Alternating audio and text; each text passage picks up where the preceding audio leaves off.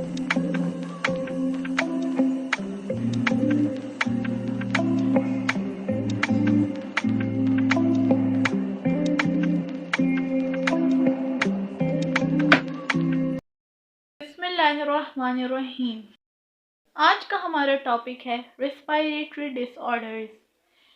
वो ऑर्गन जो हमारे रिस्पायरेशन में हेल्प करते हैं, नोज से शुरू होकर larynx, pharynx, trachea, bronchi, bronchioles, alveoli, alveolar duct और लंग्स, यानी इनमें से कोई ऑर्गन डैमेज हो जाए या इनमें कोई फॉरेन पार्टिकल इंसर्ट हो जाए, उन डिजीजेस को कहते हैं respiratory disorders. Several defensive mechanisms protect lungs from harmful substances we breathe. बहुत सारे अल्लाह ने हमारे हिफाजती निज़ाम बनाए हैं जो हमारे लंग्स को हार्मफुल बैक्टीरिया से बचाते हैं जब हम सांस लेते हैं।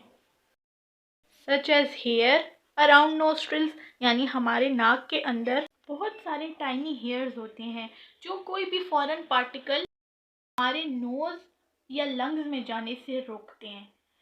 Second is mucus lining in the nose and pharynx. हमारे नाक और फेरिक्स जो हमारे गला होता है उसमें भी म्यूकस होता है। वो म्यूकस हमारे फॉरेन पार्टिकल्स को कैप्चर कर लेता है और ऑटोमेटिकली हम लोग उसे मुंह से बाहर निकाल लेते हैं।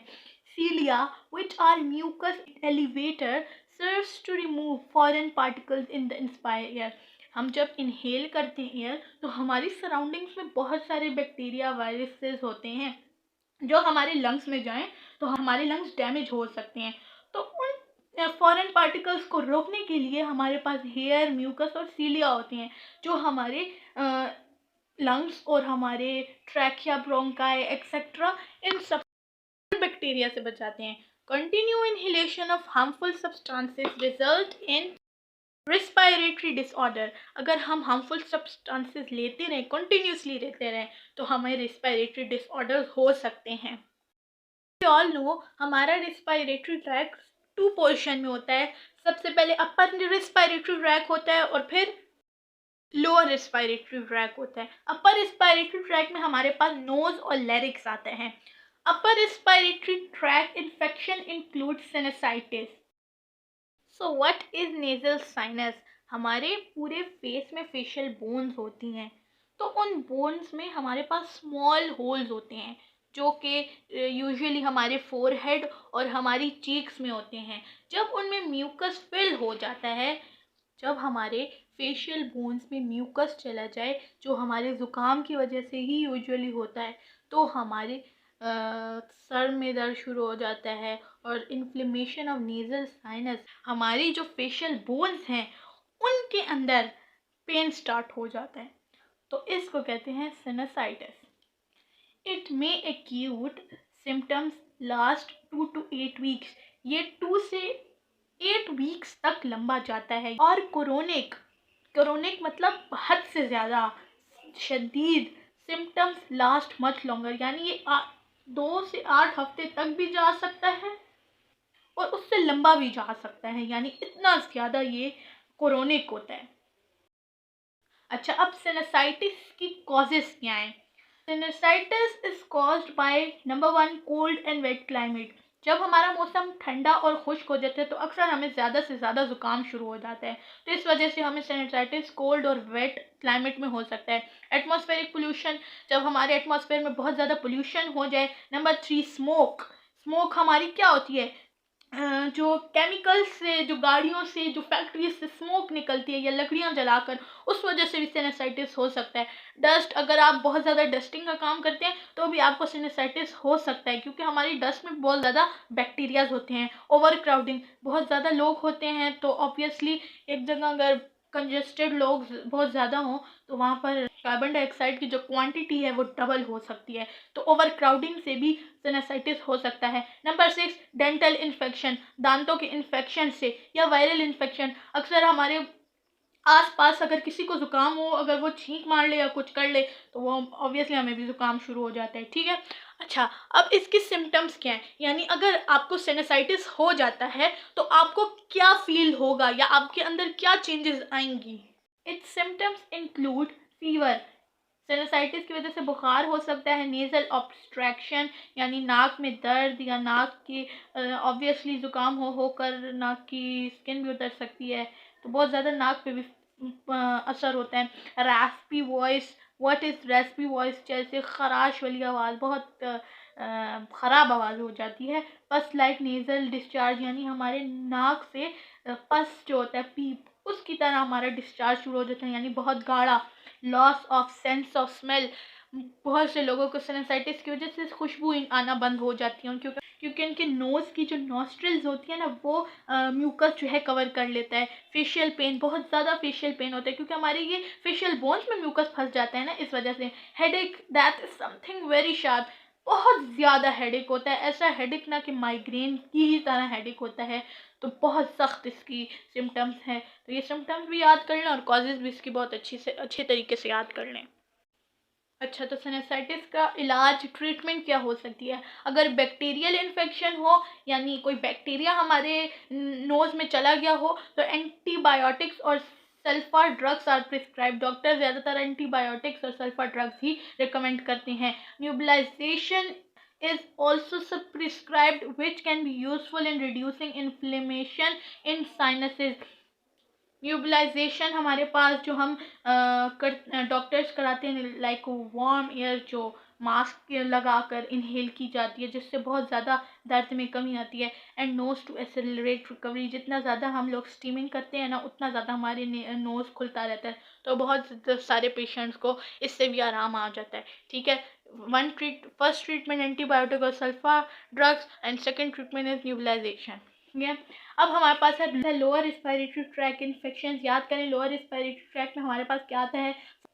फेरिक्स, trachea, bronchi, bronchioles, alveoli, alveolar tract, तो ये सारी चीज़ें आती हैं। और so lower respiratory tract infection include pulmonary tuberculosis, कुलोसिस, आप जिस तरह पढ़ना चाहे पढ़ सकते हैं, मेरी गलती आप लोगों ने नहीं निकालनी। अच्छा, मैं ऐसे ही पढ़ती हूँ। TB is highly contagious chronic bacterial infection of lungs, यानी ये एक बहुत ज़्यादा शदीद किस्म की बैक्टीरियल इन्फेक्शन होता है। टीबी, हम पल्मोनरी ट्यूबरकुलोसिस को टीबी भी कहते हैं। अच्छा, अब टीबी में क्या होता है, अब इसको ज़रा आसानी से मैं आपको समझाती हूँ। याद है ना आपको, आपके एल्वियोली क्या होते हैं? ऑब्वियसली आपको याद होगा, एल्वियोली जो होते हैं वो सैक लाइक स्ट्रक्चर्स होते हैं, तो वो ब्रस्ट कर जाते हैं, यानी फट जाते हैं, यानी टूट जाते हैं। क्या हो जाते हैं हमारे एल्वियोली? हमारे एल्वियोली ब्रस्ट कर जाते हैं और वो एक इलास्टिक कनेक्टिव टिश्यू से रिप्लेस हो जाती हैं। एल्वियोली सैक लाइक स्ट्रक्चर होते हैं, वो उनकी जो आउटर लेयर है वो ब्रस्ट कर जाती है और वो इन इलास्टिक कनेक्टिव टिश्यू से रिप्लेस हो जाते हैं। The cells of the lung tissue build a protective capsule around bacilli and isolate them from the rest of the body, यानी जो हमारे लंग टिश्यू के सेल्स हैं वो बेसिली के अराउंड एक प्रोटेक्टिव कैप्सूल बना लेते हैं। What is bacilli? ये एक तरह का इमेच्योर बैक्टीरिया होता है जो एक प्रोटेक्टिव लेयर से आइसोलेट किया जाता है from the whole body. This tiny capsule is called tubercle. ये जो टाइनी कैप्सूल जो बनता है ना इस बेसिलिया के ऊपर, वो ट्यूबर सेल होता है। The tuber cell can rupture, releasing bacteria that infect the other parts of the lung. उसके बाद ये ट्यूबर सेल दोबारा से रप्चर हो जाता है इस बेसिली की वजह से, और सारे बैक्टीरिया जो है पूरे लंग में फैल जाते हैं, जो कि टीबी कहलाता है। ये जो है किस से होता है? ये माइकोबैक्टीरियम ट्यूबरकुलोसिस से होता है। ये एक बैक्टीरिया का नाम है, जो इस बैक्टीरिया को इनहेल कर लेता है उसको टीबी या पल्मोनरी ट्यूबरकुलोसिस हो सकता है। अच्छा, अब इसकी सिम्टम्स क्या है? Its symptoms include low grade intermediate fever usually in even. जिन लोगों को टीबी होता है उनको हरारत वाला बुखार, हरारत वाला जो 100 डिग्री सेल्सियस तक जाता है, वो बुखार होता है, और यूजुअली ये एक टाइम पर होता है, इवनिंग में होता है, शाम के टाइम होता है। नाइट स्वेट्स होते हैं उनको, रात को बहुत पसीना आता है। वेट लॉस, उनका बहुत ज़्यादा वेट लॉस होता है।